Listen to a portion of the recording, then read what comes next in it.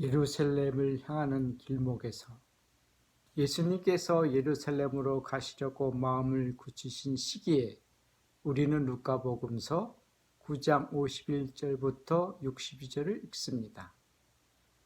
예수님께서 사람들을 가르치시고 병자들을 고쳐주신 장소는 북부 이스라엘 갈릴리아 호스 인근 마을인데, 남부 유다에 있는 예루살렘으로 가시는 길에 사마리아 지역을 거쳐야 했습니다. 갈릴리에서 예루살렘으로 가는 길은 여러 길이 있었지만 예수님께서는 앞서 사람들을 사마리아로 보내시어 사마리아 사람들을 만나 병자들을 고쳐주시고 여러 가지를 가르쳐 주시려고 하셨지만 사마리아 사람들은 예수님을 받아들이려 하지 않자 예수님께서는 다른 길로 가셨던 것입니다. 사마리아 사람들이 예수님을 받아들이지 않는다는 소리를 들은 제자 야고보와 요한은 예수님께 주님, 저희가 하늘에서 불을 불러내려 저들을 불살라 버리기를 원하십니까? 하자 예수님께서는 그들을 꾸짖으십니다.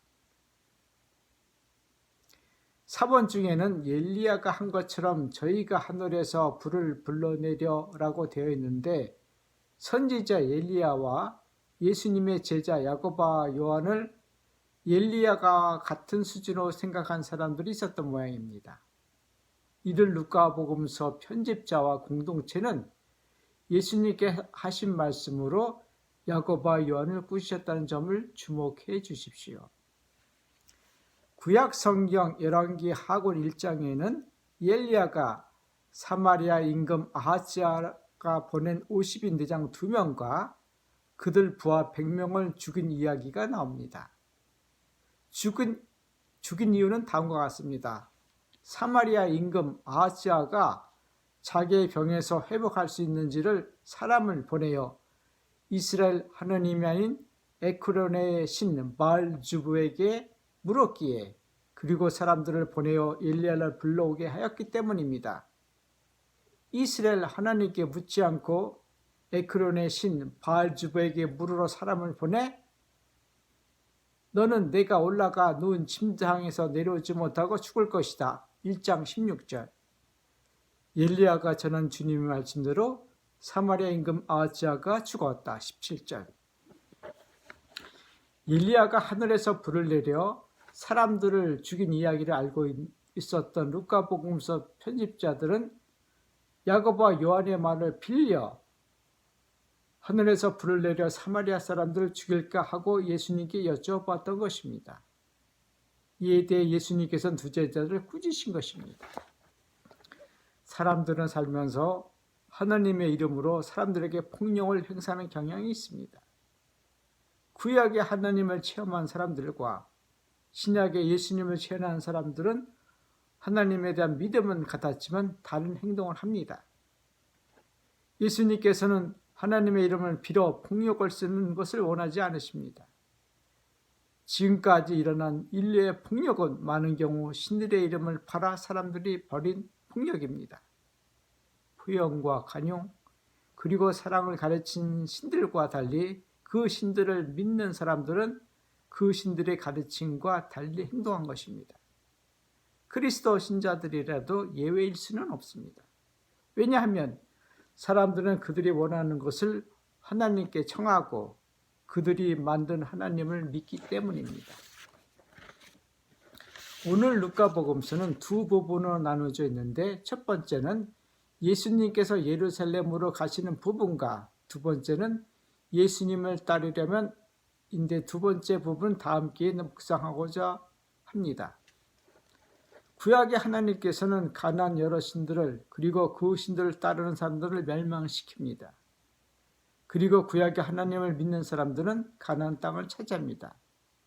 그 당시 유다인들은 하나님을 믿지 않는 사람들에게 폭력을 쓰고 멸망시키는 것이 하나님의 뜻으로 생각했습니다. 이런 생각하는 사람들은 예수님의 제자들도 마찬가지입니다. 그러나 오늘 루카복음서에서는 예수님께서 그들을 꾸짖으십니다. 루카복음서는 편집자들이나 루카복음서 공동체가 예수님의 말씀을 통하여 야고보나 요한뿐만 아니라 하나님의 힘을 빌어 폭력을 행사했던 엘리야도 간접적으로 꾸짖으신 것입니다.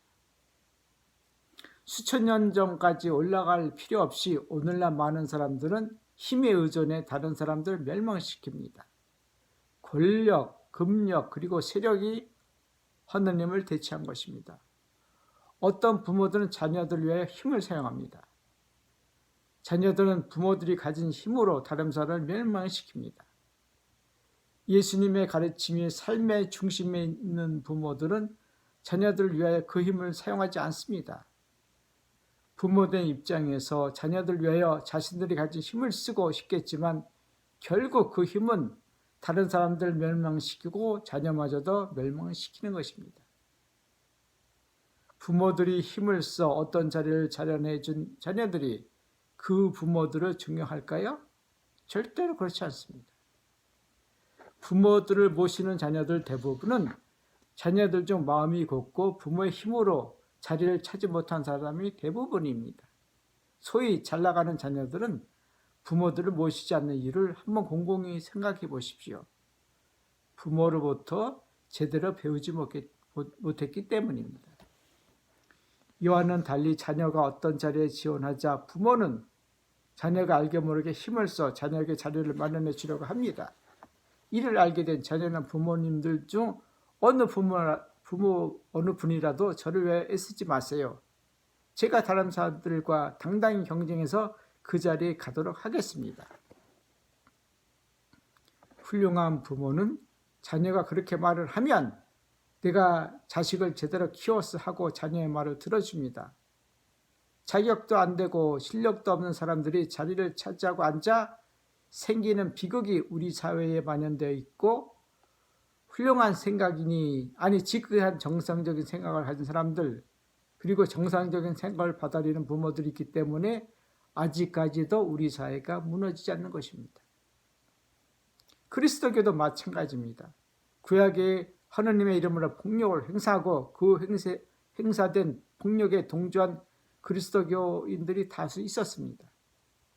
그러나 이와 달리 오늘 루카복음서처럼 폭력을 행사하는 예수님이 제자 야고보와 요한은 예수님께서 꾸짖으셨다고 편집한 루카복음서 공동체가 아직 이 교회에 남아 있습니다. 며칠 전 미국에서는 노예 해방에 관련된 준 틴스 6월 19일이라는 연방정부 공휴일이 있었습니다. 연방정부 공휴일은 일을 하지 않아도 급여를 주는 날입니다. 제가 살고 있는 아리조나주는 공휴일로 지내는 주 중 하나입니다. 그러나 미국 내 모든 50개 주가 공휴일로 지내는 것은 아닙니다. 노예는 링컨 대통령과 남북전쟁을 통하여 해방되었지만 아직까지 모든 사람들이 노예 해방을 반기는 것은 아닙니다. 우리들 마음에는 다른 사람들을 노예로 종으로 삼으려는 마음이 있습니다. 제가 미국 캘리포니아 버클리 신학대학원에서 신학 공부할 때 같은 공동체에 3년 동안 같이 살았던 탐 머피라는 수사가 있었는데 이 친구는 신학 석사 과정과 역사 박사 논문을 함께 준비하고 있었습니다. 어느 날 이 친구가 노예 해방에 관하여 말을 하면서 예수에서도 노예들을 해방하라는 통보를 받았지만 꽤 오랫동안 수도에서 부리던 노예를 해방시켜 주지 않았다는 말을 하더군요. 예수가 노예 해방 통지를 받고도 노예들을 해방하지 않았다고 한 탐머페의 말이 원장 신부한테도 들어갔는지 원장 신부는 그 친구에게 노예 해방에 관한 이야기를 더 하지 말라고 했다고 그 친구 우리 공동체 저녁 식사 시간에 들려주면서 앞으로 자기는 노예 해방에 관한 이야기는 내가 신학 공부하는 중에는 하지 않겠다고 하더군요. 그 친구가 박사학위를 받고 캘리포니아 버클리를 떠나 워싱턴 중 어느 대학에서 역사학을 가르친다는 얘기를 들었습니다. 그 친구는 틀림없이 역사 강의 중 노예에 관한해서 가르쳤을 겁니다. 왜냐하면 사람들은 다른 사람을 노예로 부려서는 안 된다는 것이 그 친구의 신앙이며 신념이 있기 때문입니다. 그 친구가 예수회가 운영하는 대학으로 가지 않고 일반 대학으로 가서 역사학을 가르치는 이유도 나름대로 이유가 있겠지요. 오늘 복음서를 통한 묵상과 나눔은 우리는 하나님의 이름으로 폭력을 쓰면 안 된다는 것입니다. 하나님의 이름이란 말이 막연하니 하나님의 힘으로 폭력을 쓰면 안 된다는 것으로 고치겠습니다. 제가 미국 연방 정부에서 일하다 보니 직급을 올리고 싶은 마음이 있습니다. 직급이 오르면 일에 대한 권한과 책임이 따르지만 급여가 올라갑니다. 급여가 지금 받는 것보다 2배가 되니 생각이 많이 듭니다. 그러나 저는 하나님의 힘에 의지 않으려고 합니다. 그 자리에 저보다 능력이 있고 자격 있는 사람이 하나님의 힘에 의지한 나의 기도로 그 자리를 차지하지 못한다면 그것이 폭력이라고 생각하거든요. 기도를 한다면 이렇게 하겠습니다. 하나님 아버지, 제가 그 자리에 가는 것이 아버지의 뜻에 어긋나지 않는다면 그 자리에 제가 갈 수 있도록 해주세요. 그러나 제 뜻이 아닌 아버지의 뜻에 따르겠습니다. 부족하고 미흡하지만 저를 벗으러 불러주신 예수님의 주남으로 기도드립니다. 아멘. 제가 요즘 하고 있는 작업은 기도문을 제 나름대로 바꿔서 기도드리고 있습니다.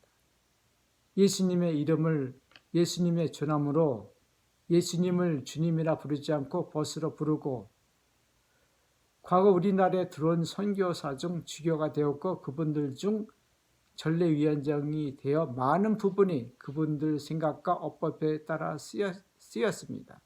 심지어 하나님 아버지를 너라고 부르는 경우도 많았습니다.